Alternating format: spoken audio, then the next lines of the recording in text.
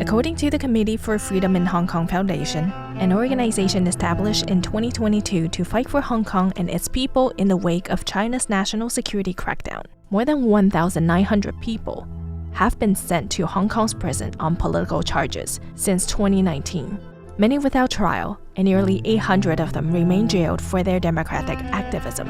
And according to the foundation, they are routinely held for years on remand or without bail and singled out for harassment and isolation. Prison guards prepare daily intelligence reports on political prisoners, restrict their contacts, and lock them alone for weeks or months under the pretext of national security. Former political prisoners describe being forced to eat alone under watch, attend courses of political indoctrination, and endure sessions with psychologists who assess their renunciation of political activism. You're listening to The Divide. My name is Iris Xu, and today we're going to be speaking with a democracy and human rights activist from Hong Kong. She's the first activist to be granted political asylum in the United States following the adoption of the national security law in Hong Kong in 2020.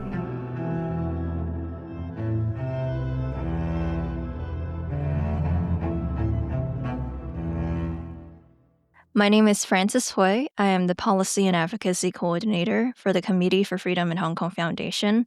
With CFHK Foundation, we recently published a report on political prisoners and prison conditions in Hong Kong. Frances, along with her colleague Samuel Beckett, authored a report titled "We Were Made to Suffer: Systemic Abuse and Political Control Inside Hong Kong's Prisons." In this report, we documented the systemic abuse and political control inside prisons. Particularly, we documented a lot of the abuses that affect pretty much the general prison population in Hong Kong, but more particularly the political prisoners, how they're being caught in the system, and being how the Hong Kong prison is being used as a political tool to control them and suppress their dissent. A lot of the abuses we documented obviously affects the general population, but then how, political prisoners are caught in the system, obviously they have done nothing wrong, but in the past 5 years, there is a huge uptick of number of political prisoners in Hong Kong because of the crackdown on democratic voices. Since 2019, there have been nearly 2,000 people that were arrested and jailed and put in prison for protesting. And currently, there are still about 800 of them still languishing in jail.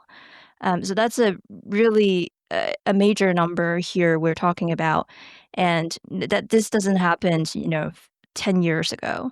In our research, we interviewed 17 former prisoners, and throughout this research, when we talked to prisoners, we were able to kind of capture the situation in Hong Kong prison, how they were being treated, not just for the political prisoners, but in general, like what people are experiencing behind bars.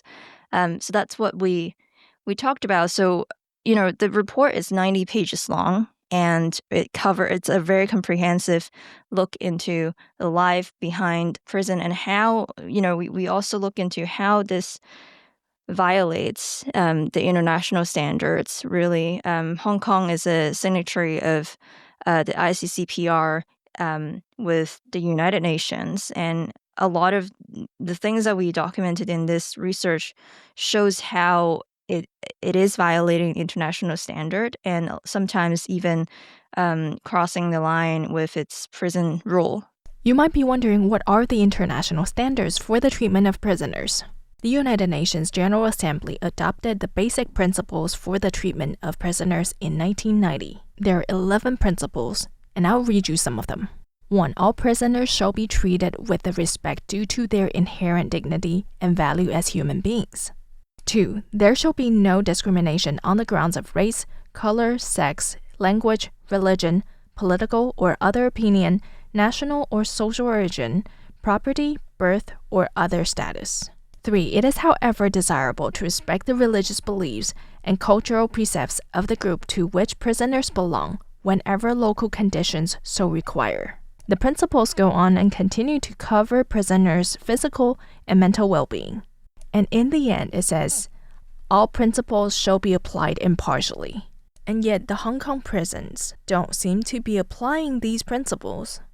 We documented a lot of things that affect the prison conditions across the board, but particularly for political prisoners, there are a few tactics that the Hong Kong government has been using to target them.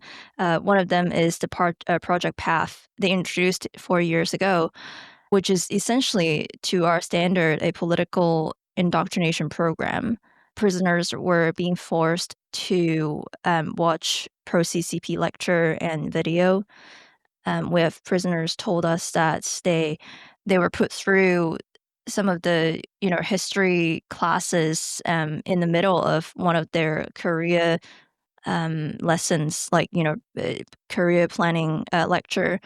And it also includes providing psychological session to prisoners. The political prisoners we have interviewed, a lot of them reported kind of a routine sections with a psychologist throughout their time behind prison. A lot of time the psychologist would ask them, whether they feel remorse, whether they regret their actions for protesting, and whether they would consider doing activism again after they are released. So there is a pattern of using those psychological sessions to kind of change their minds about democracy, and what the official statement, how they describe this program, is to re-engineer their mind. So what we see here is really a brainwashing system that's ongoing. And I think, obviously, the general prison populations are also caught in this whole program to promote national security. But the authorities have claimed that 99% of the protest prisoner have been voluntarily participated in this program. We don't know how true it is, but for sure within, with the power dynamic in Hong Kong prison, coupled with the, solitary confinement being as a punishment and different other types of punishments, for example, physical abuse and all sort of things, and the lack of transparency that people have, the lack of transparency of the authority inside prison, raised the question how much freedom and how much say that the prisoners have when it comes to signing up for these programs. We have political prisoners told us that they have, implicit threats when it comes to signing up for these programs. And so we don't believe that they voluntarily signed up. They were basically, forced to put through this type of political indoctrination. But that's not the only thing that political prisoners are experiencing. And prolonged solitary confinement is one of the things that the Hong Kong government has also used to put political prisoners through. For example, I think a lot of people know about this, but high-profile political prisoners like Jimmy Lai, he has been put in solitary confinement for quite a long time, for years since his trial has started. In the international standard, you can't really put someone in solitary confinement for more than 15 days. In the prison rules, you can do that for a punitive reason up to 28 days. But the Hong Kong government has been going around this standard by using something called non-punitive solitary confinement, that is also called removal from association, which they use to for a list of reasons to protect the prisoners. So, for example, if they're experiencing harassment from other prisoners, that sort of thing. But they have been using that to put some of the high-profile political prisoners for a prolonged isolation. And so, like Jimmy Lai, he has been in solitary confinement for years, in a tiny windowless cell, and he has no meaningful communication or social interactions with other inmates at all. And just 2 months ago, before before we published this report, the Hong Kong government actually added safeguarding national security to that list of reasons to put people in non-punitive solitary confinement to justify it because of the international pressure that they've been getting from the global community for putting Jimmy Lai in single cells. That's one thing, and it's not only for Jimmy Lai, right? Like there are other prisoners, like Leung Kwo-hong, the former lawmaker, or some other like lower profile prisoners has also experienced that as like a way to punish them and to control them. We know some other prisoners, they have posted publicly or on their social media about sharing their life in prison, not politically at all. Like it's just like very normal sharing of life. And they were also being put in solitary confinement for days or a week to punish them. And the whole idea is to dismantle their influence, to dismantle their community, and to isolate them from outside support. We know that those are very important for political prisoners when they have to spend a very different life after being put in jail. For people who have not been following what has happened in Hong Kong in the past few years, there were a series of demonstrations against the Hong Kong government's introduction of an extradition bill. The bill would allow criminal suspects to be extradited on a case-by-case basis to any jurisdiction without pre-existing extradition treaties with Hong Kong, including mainland China, effectively ending the one country, two system setup that had allowed Hong Kong to flourish as an international financial hub.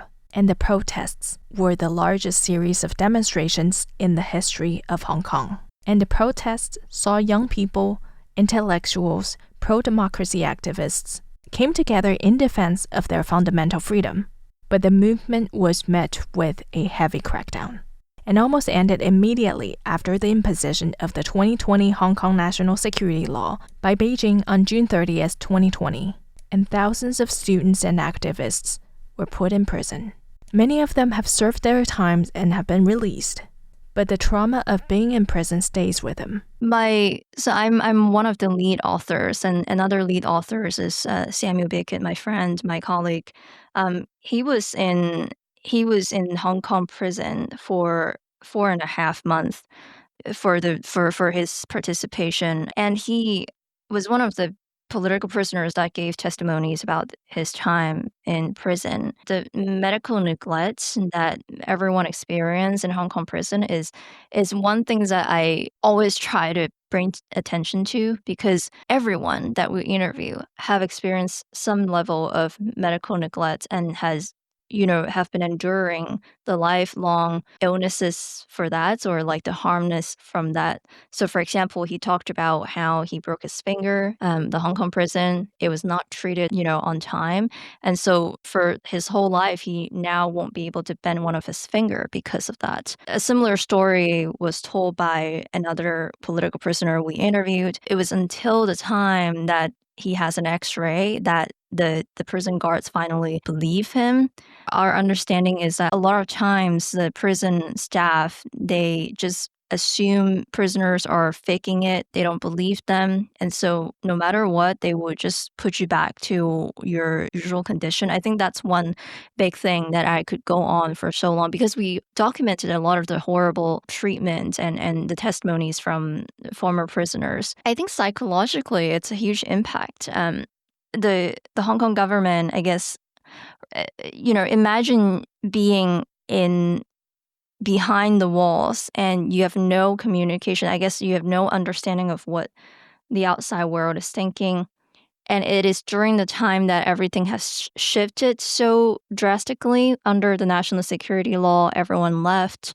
A lot of the community, a huge part of the community have migrated to other parts of the world. People are not speaking up anymore. There's no signs of protest nearly on the streets. And so you really don't know what's going on outside, and you're just relying on letters and physical visitation from your family and friends.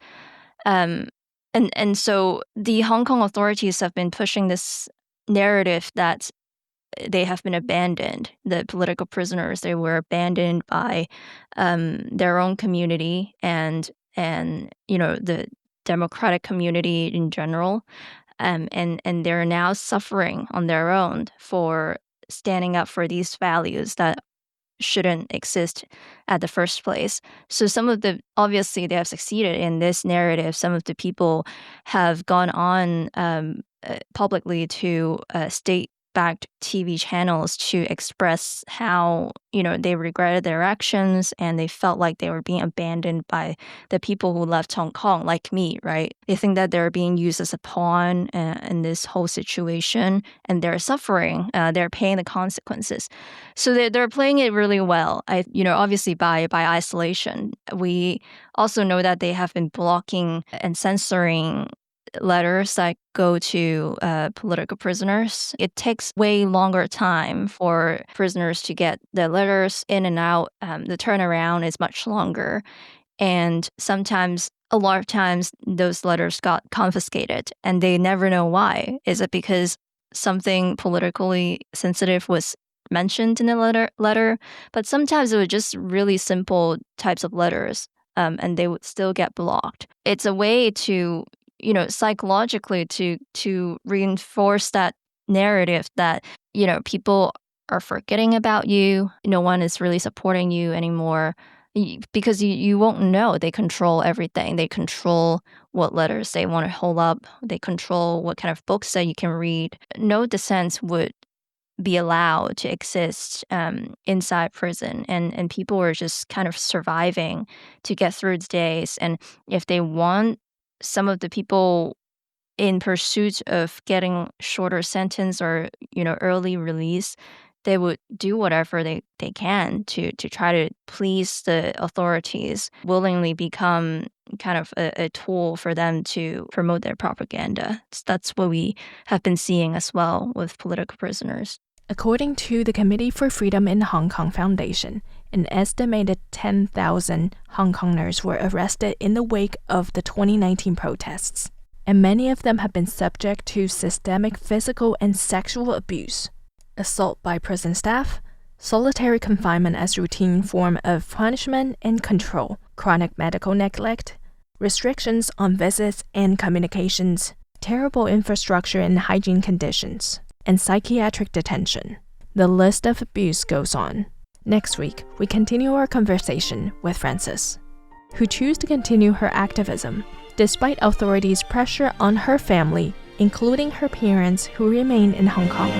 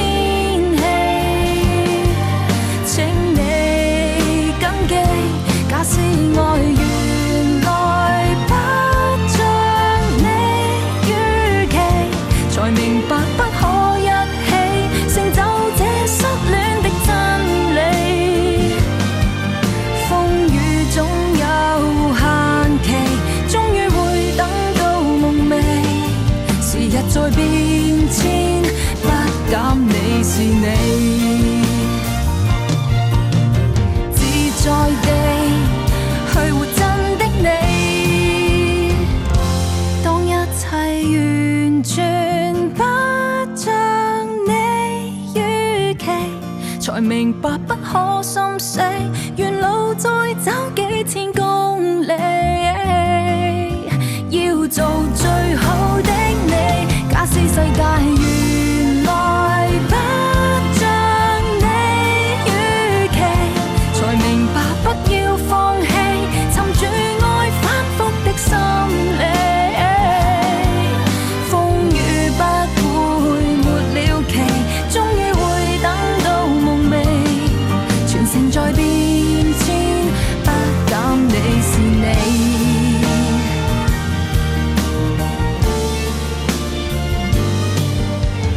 我的心中有着